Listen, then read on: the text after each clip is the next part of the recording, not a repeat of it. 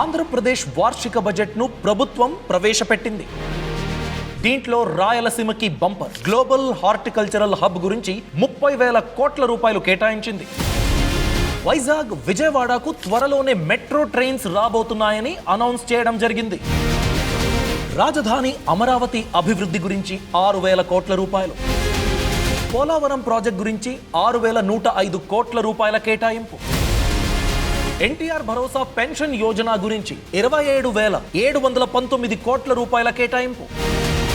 వైజాగ్లో Google AI centre final అయింది. దీని యొక్క వాల్యూ 1,33,000 కోట్లు. ఎన్నో కంపెనీలతో 610 కన్నా ఎక్కువ MOUలు సైన్ చేయడం జరిగింది. సో లక్షల్లో ఉద్యోగ అవకాశాలు సృష్టి అవ్వనున్నాయి. వీటన్నిటితో పాటు ఏ శాఖానికి ఎంత అమౌంట్ కేటాయించడం జరిగింది, వాటి యొక్క డీటెయిల్స్ ఏంటి, వీటన్నిటి గురించి ఈ వీడియోలో నేను క్లియర్ గా ఎక్స్ప్లెయిన్ చేస్తాను. సో వీడియో ఎండ్ వరకు తప్పక చూడండి. నమస్కారం, నేను అభిషేక్ రామప్ప. 2026-27 ఆర్థిక సంవత్సరానికి వార్షిక బడ్జెట్ను ఫినాన్స్ మినిస్టర్ పయ్యవుల కేశవ్ గారు అసెంబ్లీలో ప్రవేశపెట్టారు. వరుసగా 3వసారి ఆయన బడ్జెట్ని ప్రవేశపెట్టారు. టోటల్ బడ్జెట్ సైజు 3,32,205 కోట్ల రూపాయలు. దీంట్లో వ్యవసాయ బడ్జెట్ అని ప్రత్యేకంగా చూసినట్లయితే 53,752 కోట్ల రూపాయల బడ్జెట్ ని అనౌన్స్ చేశారు. దీంట్లో ఫిస్కల్ డెఫిసిట్ ఎంత అంటే బడ్జెట్ అయితే ఉంది, అంత అమౌంట్ లేదు, ఎంత అమౌంట్ కి మనం లోన్ చేసుకుని అడ్జస్ట్ చేసుకోవాలి. బడ్జెట్ 100 రూపీస్, నా పాకెట్ లో 80 రూపీస్ మాత్రమే ఉందనుకున్నట్లయితే 20 rupees fiscal deficit. So Andhra Pradesh ప్రభుత్వానికి ఆ ఫిస్కల్ డెఫిసిట్ ఎంత?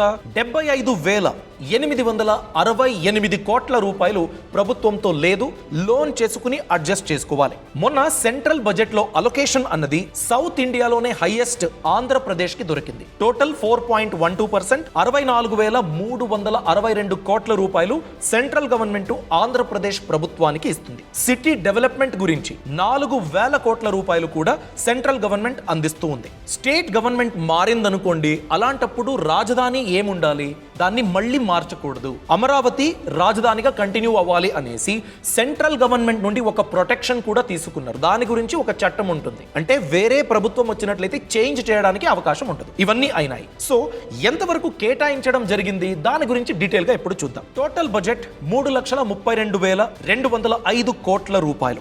రాజధాని అమరావతి నిర్మాణానికి 6,000 కోట్ల రూపాయలు కేటాయించడం జరిగింది. పాఠశాల విద్యాశాఖకి 32,308 కోట్ల రూపాయలు. రాయలసీమకి బంపర్, ఎందుకంటే గ్లోబల్ హార్టికల్చర్ హబ్ ప్లాన్ చేశారు, అనౌన్స్ చేశారు. దానికి 30,000 కోట్ల రూపాయలు కేటాయించడం జరిగింది.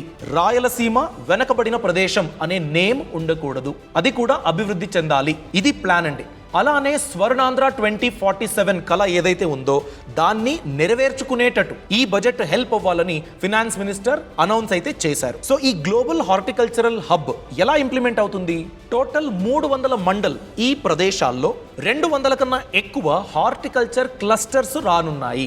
దీని గురించి ప్రభుత్వం మద్దతుని అందిస్తుంది. హార్టికల్చర్ హబ్ అయిందనుకోండి, అది కూడా గ్లోబల్ హబ్ అనుకున్నట్లయితే ప్రభుత్వం ఆర్థికంగా సహాయాన్ని ఇస్తుంది. రీసెర్చ్, పబ్లిసిటీ, దాన్ని సెల్ చేయడానికి కావాల్సిన మార్కెట్ ప్లేసు, ఇవన్నీ కూడా ఆంధ్రప్రదేశ్ ప్రభుత్వం సెంట్రల్ గవర్నమెంట్ సపోర్ట్తో పాటు దీన్ని ఇంప్లిమెంట్ చేస్తుంది. నెక్స్ట్ ఎన్టీఆర్ భరోసా.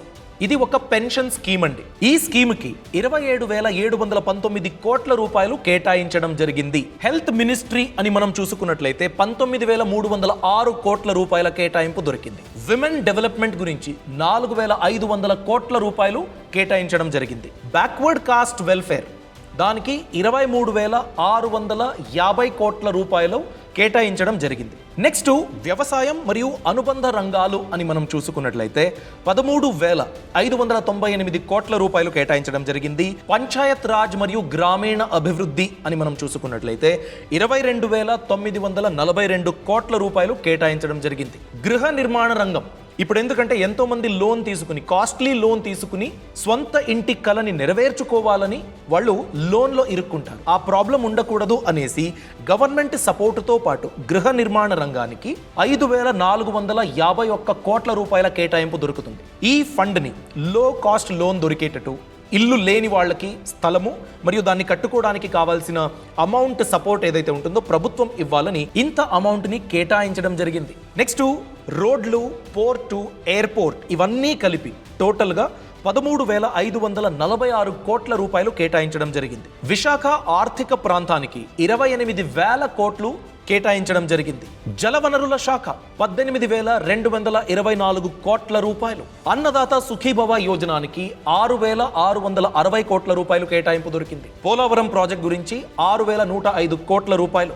ఒక రాష్ట్రమైనా ఒక వ్యక్తి అయినా బడ్జెట్కి తగ్గట్టుగా ప్లాన్ చేసుకోకపోతే ప్రాబ్లంలో ఇరుక్కుంటారు. ఫర్ ఎగ్జాంపుల్, మీరు సంపాదిస్తున్నారు, మీరు లేరనుకోండి, అలాంటప్పుడు మీ ఫ్యామిలీ పరిస్థితి ఏంటి? దాని గురించే ప్రొటెక్షన్ లాగా ఒక టర్మ్ ఇన్సూరెన్స్ ఉండాలి. మీ ఏజ్ చిన్నదై పెద్దగా ఏం జబ్బులు లేవనుకోండి, కేవలం 595 రూపాయలు ప్రతి నెల మీరు కట్టినట్లయితే 1 కోటి రూపాయల కవరేజ్ మీరైతే పొందొచ్చు. వీళ్ళ హైలైట్ ఏంటంటే 99.7% claim settlement ratio. Claim settlement ratio ఎంత ఎక్కువ ఉంటే అంత మంచిది. అలానే అన్ని డాక్యుమెంట్స్ ప్రాపర్గా ఉంటే కేవలం 3 గంటల్లోనే క్లెయిమ్ సెటిల్మెంట్ అయిపోతుంది. ఇప్పుడే ఆన్లైన్లో మీరు కొనుగోలు చేశారనుకోండి, అలాంటప్పుడు ఫస్ట్ ఇయర్ ప్రీమియం పైన 15% వరకు డిస్కౌంట్ మీరు పొందొచ్చు. అందుకోసమేనండి ఇన్సూరెన్స్ విషయంలో ఎప్పుడూ ఆలస్యం చేయకూడదు. డిస్క్రిప్షన్లో మరియు కామెంట్ సెక్షన్లో లింక్ ఉంది, క్లిక్ చేసి టర్మ్స్ అండ్ కండిషన్స్ చదవండి. మీకు సూట్ అవుతే మాత్రమే కొనుగోలు చేయండి. విద్యుత్ రంగానికి 13,934 కోట్ల రూపాయలు కేటాయించడం జరిగింది. అలానే హోమ్ మినిస్ట్రీ అని మనం చూసుకున్నట్లయితే 9,165 కోట్ల రూపాయలు. హోమ్ మినిస్ట్రీ గురించి ఇక్కడ ఇంకొంచెం మాట్లాడాలి. ఎందుకంటే పోలీస్ డిపార్ట్మెంట్ ఇంకా స్ట్రాంగ్ గా పనిచేయాలి అనేసి 3,000 కొత్త వెహికల్స్ అయితే అనౌన్స్ చేశారు.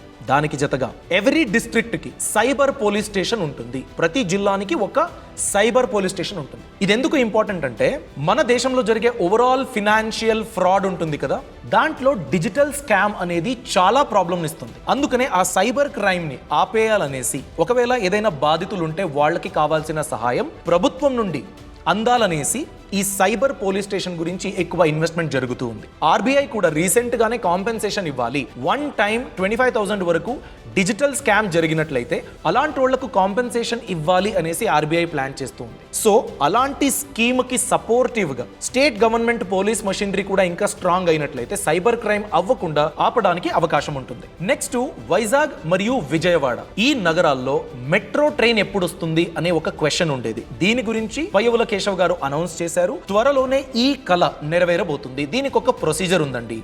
సెంట్రల్ గవర్నమెంట్ నుంచి పర్మిషన్ తీసుకోవాలి, వాళ్ళు ఫండ్స్ ఇవ్వాలి, స్టేట్ గవర్నమెంట్ కూడా ఫండ్స్ ని కేటాయించాలి. ఇవన్నీ అయిన తర్వాత కన్స్ట్రక్షన్ స్టార్ట్ అవుతుంది, డిపిఆర్ కి అప్రూవల్ దొరికిన తర్వాత. బట్ త్వరలోనే ఇది నిజమవుతుంది అనే అనౌన్స్మెంట్ ను చేశారు. కాబట్టి అప్కమింగ్ డేస్ లో మనం మెట్రో గురించి ఇంకొన్ని అనౌన్స్మెంట్స్ ని ఎక్స్పెక్ట్ అయితే చేయొచ్చు. ఏ టైం లైన్ కి అది ఇంప్లిమెంట్ అవుతుంది ఆ క్లారిటీ మనకు దొరకనుంది. నెక్స్ట్ జాబ్ క్రియేషన్ గురించి ఎలాంటి థాట్ ప్రాసెస్ బడ్జెట్ లో మనకు దొరికింది. ఇప్పుడు ఐటీ జాబ్ వెళ్ళిపోతుంది, ఏఐ వస్తూ ఉంది. అలాంటప్పుడు ఇంజనీర్స్ పరిస్థితి ఏంటి? ఎంతో ఇన్వెస్ట్మెంట్ పెట్టేసి ఐటీ హబ్ స్టార్ట్ అయి ఉంటుంది. అలాంటి ఐటీ హబ్లకు ఎలాంటి ప్రాబ్లం జరుగుతుంది? ఇవన్నీ క్వశ్చన్లు ఉన్నాయి. కానీ Google AI center $15 billion worth ఒక గూగుల్ ఏఐ సెంటర్ వైజాగ్ లో అనౌన్స్ అయింది. అంటే మన రూపాయి లెక్కంలో 1,33,000 కోట్ల రూపాయల ప్రాజెక్ట్ అది. ఇలాంటి ఎన్నో కంపెనీలతో ఎంఓయూలు సైన్ అయినాయి. ఆ నంబరు 610 అని మినిస్టర్ గారు చెప్పారు. సో ఇలాంటి ఎంఓయూలు జరిగింది కాబట్టి జాబ్ క్రియేషన్ గురించి భయం వద్దు. ఖచ్చితంగా ఎక్కువ శాతం జాబ్ క్రియేషన్ అయ్యేటట్టు ప్రభుత్వం చూసుకుంటుంది అని మాట్లాడారు. దీని గురించి మాట్లాడుతూనే నారా లోకేష్ గారిని చీఫ్ జాబ్ క్రియేటర్ అనే ఒక వర్డ్ మినిస్టర్ గారు యూజ్ అయితే చేశారు.